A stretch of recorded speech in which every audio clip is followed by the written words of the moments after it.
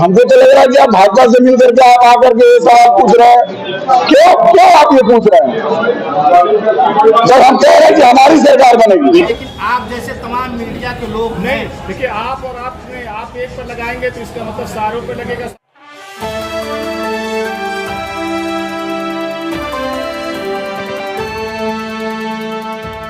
Road show होने वाला है, वो क्यों डिले हो रहा? पहले 10 बजे का टाइम, फिर 11 बजे का टाइम, अब समय हमारा 12:30 का टाइम, क्या वजह? देखिए, गोरखपुर का प्रशासन नेक नियति से काम नहीं कर रहा है, तो भारतीय जनता पार्टी के एजेंट के रूप में गोरखपुर का प्रशासन काम कर रहा है। पहले तो ये लोग अनुमति देने में देर किए, जब अनुमति मिली तो समय घटाने और बढ़ाने की बात कर रहे हैं। जो भी थोड़ी बहुत जो समस्याएं आ रही हैं वो प्रशासन के तानाशाही से आ रही हैं। प्रशासन एकदम भारतीय जनता पार्टी के दबाव में काम कर रहा है। प्रशासन तो चाहता ही नहीं था कि आज का रोड शो हो।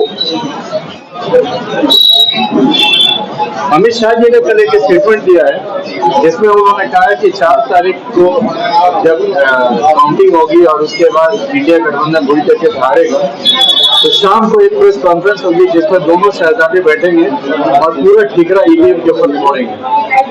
इसको किस तरह से देखें? देखिए, ये कहते थे अब की बार 400 था। एक दिन प्रधानमंत्री कह रहे कि हम तो ऐसा कभी कहते ही नहीं थे। वो तो संसद में हमारे पीछे बैठे लोगों ने क्या दिया, पहला पलटी मारा पलटू में। दूसरा, 400 का बात अब कोई नहीं कर रहा है, 400 पार वाला। हाँ, जनता ये जरूर कह रही है कि भैया पुच्छू कई लोग जीती है कुली है। मतलब कि जनता भी ये जान चुकी है कि अपने जीत के लिए किसी भी तरह का गलत काम, कोई भी हो सकता है गलत काम करें।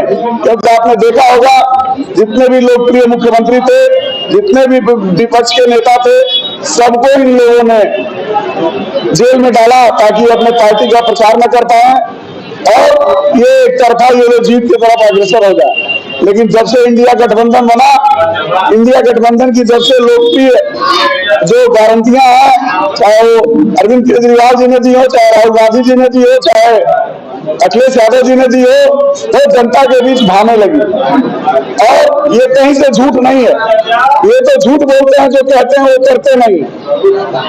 लेकिन इंडिया गठबंधन ने जो कहा है वो करेगा और जनता को, आम आदमी को जो उनकी मूलभूत आवश्यकताएं हैं, सुविधाएं हैं, उनको ये सारी सुविधाएं जो इंडिया गठबंधन की तरफ से कहा जा रहा है वो पूरी की जाएंगी। चाहे वो मुफ्त बिजली हो, चाहे मुफ्त शिक्षा हो, चाहे मुफ्त स्वास्थ्य हो, हर तरह का कार्रवाई जो वादा इंडिया गठबंधन कर रहा है वो पूरा करेगा। और आपने देखा होगा अरविंद केजरीवाल जी ने जो कहा है वो किया है, जिसकी वजह से दिल्ली की जनता हो, चाहे पंजाब की जनता हो, चाहे गोवा की जनता हो, चाहे गुजरात की जनता हो, अब इस समय हरियाणा भी सरकार बनने जा रहा है इंडिया गठबंधन आम आदमी पार्टी के नेतृत्व में।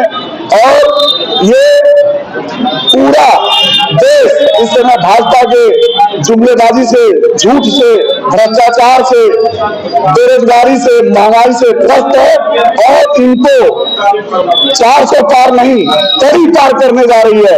इनसे जनता दौड़ा के सड़कों पे हिसाब लेगी, इनके कुकर्मों का, इनके तानाशाही का, और इंडिया गठबंधन की सरकार बनेगी। 4 तारीख को अगर इंडिया गठबंधन की सरकार नहीं बनती है तो उसका ठीकरा ईवीएम पे छोड़ा जाएगा। क्यों आप ये बात कह रहे हैं? आप किससे, आप हमको तो लग रहा है कि आप भाजपा से मिल करके आप आकर के ये सवाल पूछ रहे हैं। क्यों आप ये पूछ रहे हैं जब हम कह रहे हैं कि हमारी सरकार बनेगी? विगत दिनों जब भी विपक्ष रहा है, अपोजिशन अगर बीजेपी की छोड़ दें तो जब भी जिस भी स्टेट में हारा है या सेंटर में हारा है तो ठीकरा ईवीएम पे फोड़ा जाए। नहीं, ईवीएम पे नहीं फोड़ा गया है, ये भाजपा के चरित्र पे फोड़ा गया है।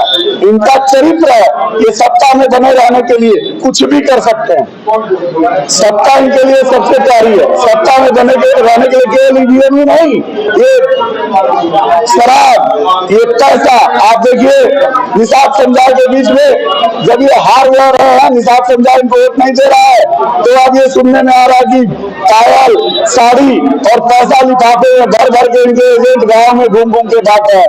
लेकिन इस बार हमारा स्वाभिमानी निषाद समुदाय जो अपने स्वाभिमान को जगा करके इस बार जो वोटों की दलाली डॉक्टर संजय निषाद करते थे, वोटों को इकट्ठा करके भाजपा के हाथों में बेच दिए थे, वो एकदम खत्म हो चुका है। और निषाद समुदाय चाहे कोई भी आम जनता जो स्वाभिमानी है, तो इंडिया गठबंधन की प्रत्याशी काजल निषाद जी को 5 गांव से सदर प्रसाद को जिताने जा रही है।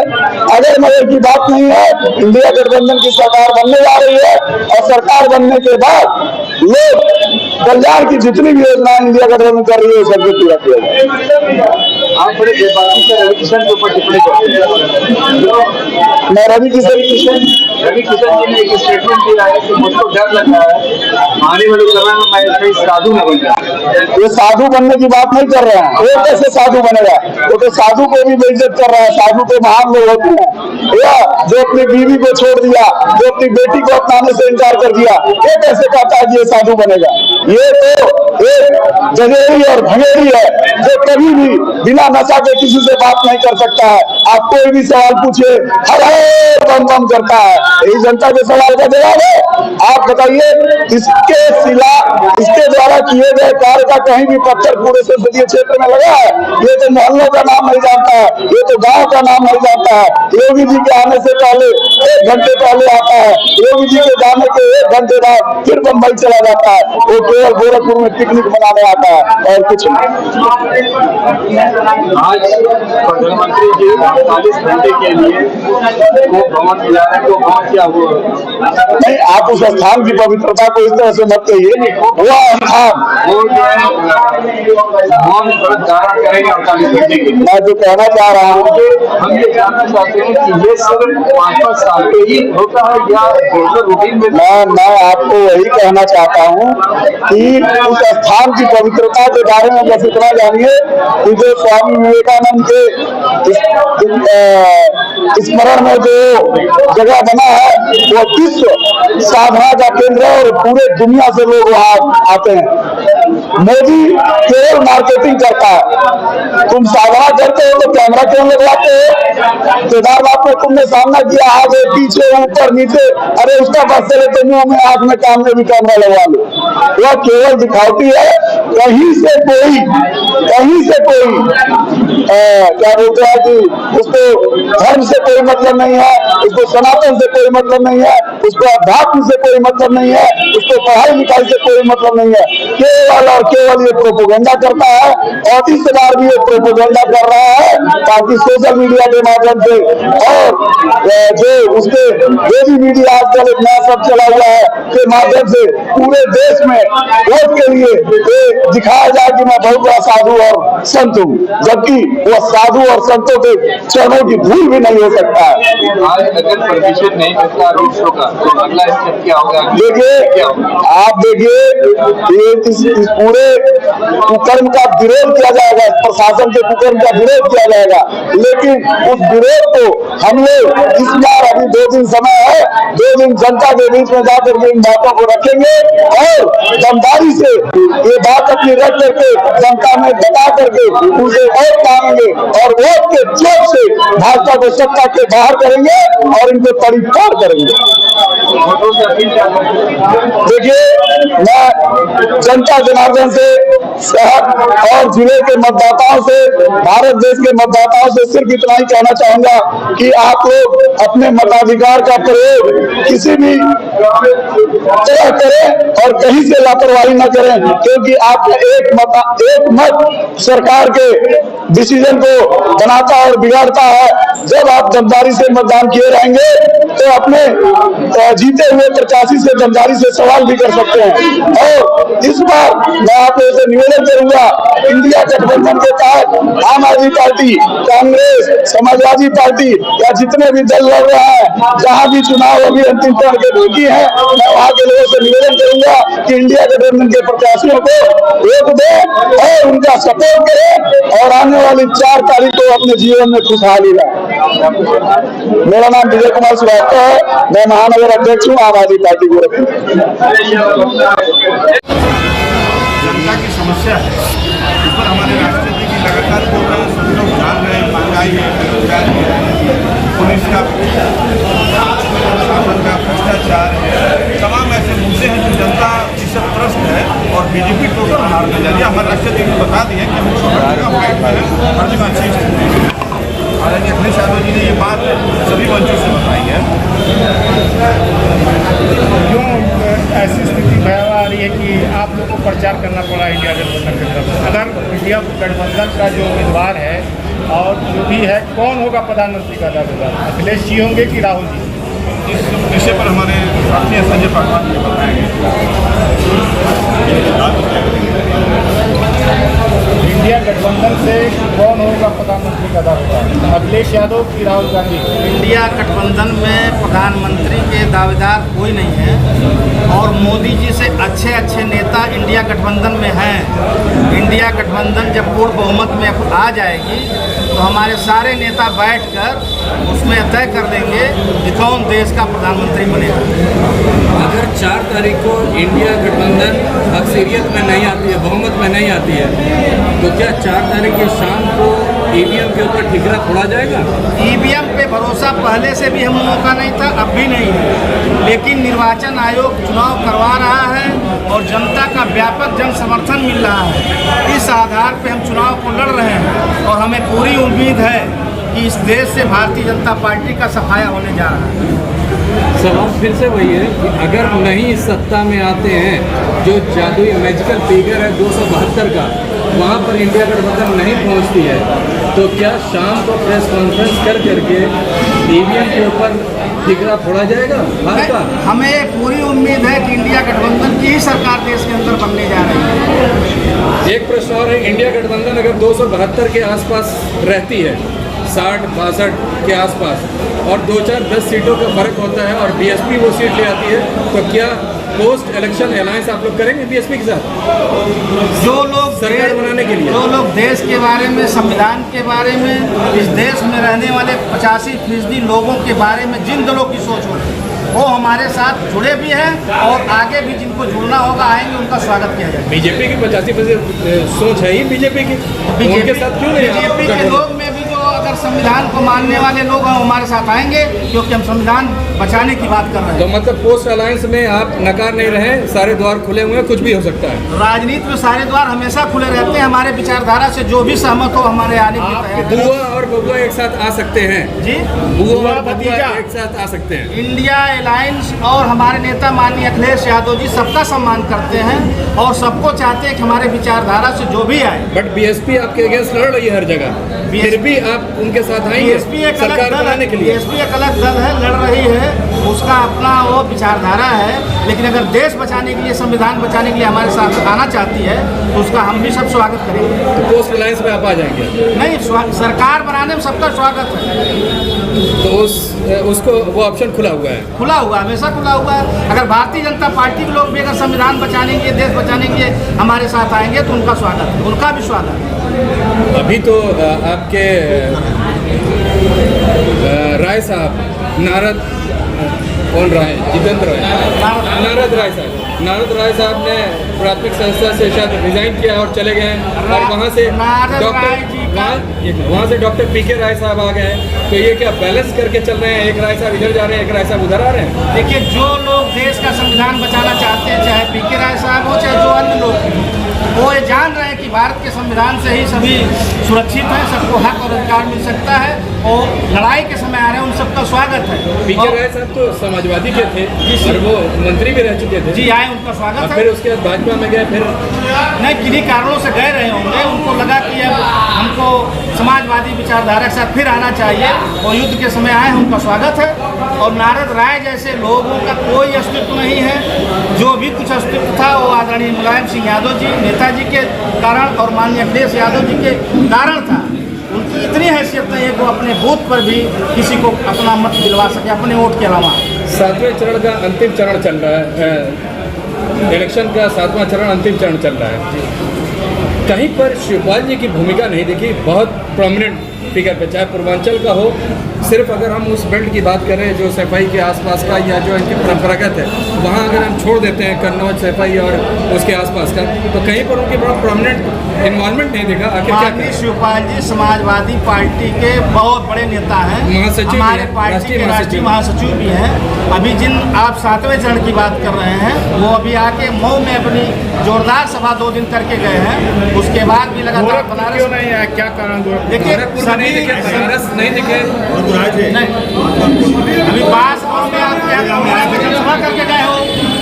बांसगांव लोकसभा के कौड़ीराम में माननीय शिवपाल जी सभा करके गए। नहीं तो इसका मतलब ये माना जाए गोरखपुर शहर में क्यों नहीं किया, क्या कारण है? देखिए हमारे पार्टी में जितने स्टार प्रचारक हैं, सब लोगों के कार्यक्रम सभी लोकसभा क्षेत्रों में मांगे जा रहे हैं। जो जहाँ जिसकी उपयोगिता लगा वो अपना मांग रहे हैं, वहाँ वो लोग स्वेच्छा से जा रहे हैं। मतलब गोरखपुर से इनकार कर दिया उन्होंने? नहीं, आने का कोई इनकार नहीं किया उन्होंने, लेकिन कोई कार्यक्रम नहीं मांगा होगा, इसलिए वो नहीं है। उनकी पूरे तरह से जो उनके सब लोग हैं लगे हुए हैं। जितनी भी हाई प्रोफाइल सीट थी वहाँ पर नहीं दिखे। नहीं, कहाँ नहीं दिखे बताइए? बनारस क्यों नहीं गए थे? पहले गए थे। इनको जरूरी नहीं कि चुनाव के समय सब लोग जाए। नहीं सर, ये माना जाए कि बनारस और गोरखपुर से वो नहीं कोई दूरी नहीं है। अगर मान लीजिए बांसगांव लोकसभा में चुनाव करे तो क्या मीडिया उनके पूरे गोरखपुर मंडल में नहीं दिखा रही उनकी बातों को? उनकी बात तो पहुंच रही है आम जन तक। आज डिम्पल जी के आने की बात थी, आज के रोड शो में वो नहीं आ रही है। नहीं, ये भ्रामक खबर कोई लोगों ने फैलाया था। और आगे डिम्पल यादव जी का कल कुशीनगर में कार्यक्रम था, उसके बाद वो सीधे लखनऊ शाम को चले गए। अगर आपने भ्रामक खबर की बात की है तो हम आपको रेफरेंस देते हैं। इंडिया गठबंधन का एक घटक है आम आदमी पार्टी, उसके महानगर अध्यक्ष द्वारा ऑफिशियली लेटर इशू हुआ था प्रेस के लिए कि आज डिम्पल जी इस सभा में होंगी। तो ये कैसे भ्रामक है? आपको अपने गठबंधन के ऊपर भरोसा नहीं है? ऐसी कोई बात नहीं है। आपने बोला है। नहीं, आप बोल रहे हैं कि हमको भरोसा नहीं है। आप बोल रहे हैं कि भ्रामक प्रचार है, तो इंडिया गठबंधन का घटक है। नहीं, घटक है, 100% माना जा रहा है उनको, हमारे साथ हैं। लेकिन समाजवादी मतलब आप आम आदमी पार्टी को अपना हिस्सा, घटक का हिस्सा नहीं मानते हैं? आम आदमी पार्टी हमारा दाया बाया अंग के रूप में काम कर रहा है। तो फिर आपने भ्रामक होने का भ्रामक होने की बात यह है, अगर ऑफिशियली कोई सूचना आप मीडिया पे इसका मतलब इल्जाम लगा रहे हैं? नहीं, मीडिया के तमाम ऐसे मीडिया हैं जो भ्रामक प्रचार भी फैलाते हैं। मैं रेफरेंस दे रहा हूँ ना कि आम आदमी पार्टी के महानगर अध्यक्ष विजय कुमार ने हो सकता है हमें उस बात की जानकारी ना हो, उन्होंने ऐसी बात कही हो। तो सर फिर मीडिया के ऊपर थोप दीजिए। नहीं, मीडिया तमाम ऐसे अभी आपके प्रत्याशी का कहना, अभी आपके प्रत्याशी का 2 दिन पहले ये कहना है कि आप भाजपा के प्रवक्ता हैं। अभी आपके गठबंधन के आम आदमी पार्टी के भी उन्होंने कहा है कि आप भाजपा के प्रवक्ता हैं। अगर मीडिया पे सवाल कर रहे हैं लगा रही तो है, हम प्रवक्ता हैं। आपकी लोकसभा अभी आपने कह दिया हम भ्रामक प्रचार फैला रहे हैं। आप तो नहीं, लेकिन आप जैसे तमाम मीडिया के लोग नहीं। देखिए आप और आप एक पर लगाएंगे तो इसका मतलब सारों पे लगेगा, सारे नहीं, इसका कहने का मतलब है कि मीडिया भाजपा भी जो देश को मानने वाले, संविधान को मानने वाले, लोकतंत्र को मानने वाले मीडिया के हमारे भाई हैं, वो हमारी बातों को, हमारे विचार को आम जन तक पहुंचा रहे हैं। और जो हमारे विचार को, हमारे लोकतंत्र को, संविधान को नहीं मानने वाले लोग हैं, वो तोड़ मरोड़ कर हमारी बातों को भ्रामक रूप से प्रचार करने का काम मीडिया के लोग। चले मीडिया पे तो सब लोग कथा रहते हैं, कोई बात नहीं है, सभी। लेकिन मेरा सीधा मानना है कि क्यों क्या ये भी भ्रामक दुष्प्रचार है। ये क्या है? 10 बजे का ये ऑफिशियल नोटिस है। ये तो जिला प्रशासन की सीधे वो ये है। आपके आपका पैड है, हमारा पैड नहीं। जिला प्रशासन हमें कहा था कि 10 बजे आपको परमिशन मिल जाएगा। मैं उसी रेफरेंस में बात कर रहा हूँ। आप बोल रहे हो भ्रामक प्रचार है। नहीं, जिसके ऊपर आप इल्जाम लगा रहे हैं। नहीं, मैं वो भी दिखा रहा हूँ। जिला की प्रशासन ने, परमिशन देने वाली प्रशासन ने हमारे जिला पार्टी के लोगों को ये बताया कि 10 बजे आपको परमिशन मिल जाएगा। तो इसलिए हमने ऑफिशियली घोषणा भी किया कि 10 बजे हम कार्यक्रम को करेंगे। लेकिन और तैयारी भी हमने किया। हमारे समाजवादी पार्टी के तमाम हजारों कार्यकर्ता समाजवादी पार्टी के कार्य पर भी आए हुए थे और रोड पे भी। और अभी तक पता चला है कि परमिशन अब शायद आई है। आखिर प्रशासन की लापरवाही। ये थोड़ा सा संज्ञान ले लीजिए, नीचे नाम देख लीजिए। और इसके बाद इस पर जैसा खंडन आप कर रहे हैं, प्रेस के ऊपर अनर्गल आरोप न लगाएं। नहीं, ये आपके घटक दल के महानगर अध्यक्ष का ये ऑफिशियल आम स्टेटमेंट आदमी है। पार्टी का पूरा सम्मान है। हो सकता है उनको जानकारी ना मिल पाया हो या सुने रहे हो। सर ये भी तो हो सकता है आपको जानकारी ना हो सकता है। तो आप किसी के ऊपर आरोप लगा देंगे, प्रेस के ऊपर, मीडिया के ऊपर आरोप लगा माननीय देंगे। डिम्पल यादव जी समाजवादी पार्टी की सांसद है, नेता है। हमारे यहाँ ऑफिशियली कोई खबर आया होता तो हम आपको बताते हैं। तो इसका मतलब घटक दल में समन्वय नहीं है। नहीं, पूरी तरह से समन्वय है, वो सूचना नहीं दे पाए होंगे। आपका जो इंडिया गठबंधन है कांग्रेस के साथ, ये कांग्रेस का भी कोई रोड शो में नहीं है, कोई अभी तक दिखाई नहीं दिया। कहाँ नहीं दिखाई बड़ा दिया? नेता अरे सब लोग अभी आए थे, अभी हमारे ऑफिस में बैठे हुए महानगर अध्यक्ष जी कांग्रेस के बैठे हुए थे, उनके प्रदेश के महासचिव आए थे, निषाद जी हैं आए हुए थे, हम लोग आए थे अभी कांग्रेस के धनुष निषाद जी अभी पिछड़ा वर्ग उनके प्रदेश महासचिव हैं, अभी आम आदमी पार्टी के आशीष जी बैठे हुए हैं। इन्हीं के अध्यक्ष के तो आप आरोप लगा रहे हैं कि नहीं, आरोप नहीं लगा रहे हैं, ये बात आप ही लगा रहे हैं। कोई आरोप नहीं है, कोई आरोप नहीं है। शुभ नाम बता दें। हमारा नाम संजय कुमार पहलवान है, पूर्व सदस्य हूँ राज्य SC/ST आयोग का, पूर्व जिलाध्यक्ष हूँ समाजवादी पार्टी।